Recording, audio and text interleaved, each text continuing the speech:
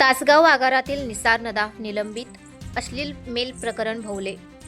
ST महामंडळाच्या तासगाव आगारातील सहाय्यक कार्यशाळा अधीक्षक निसार अहमद इब्राहिम नदाफ यांनी आगारातील कर्मचाऱ्याच्या पत्नीविषयी अश्लील संदेश एसटी महामंडळाच्या अधिकृत ईमेलवर पाठवल्याप्रकरणी त्याला दोषी धरण्यात आले आहे। एसटीचे प्रादेशिक व्यवस्थापक अमृत शेखर तामणकर यांनी नदाफ याला सेवेतून निलंबित केले आहे।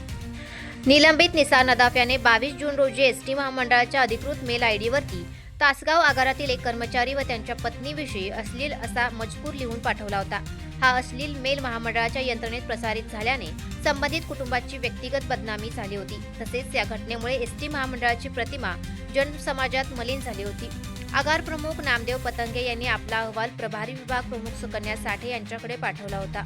नदाफ याचे हे कृत्य पदाला अशोभनीय असून शिस्त व आचरण कार्यपद्धतीचा भंग करणारे आहे, असे नमूद करण्यात आले होते।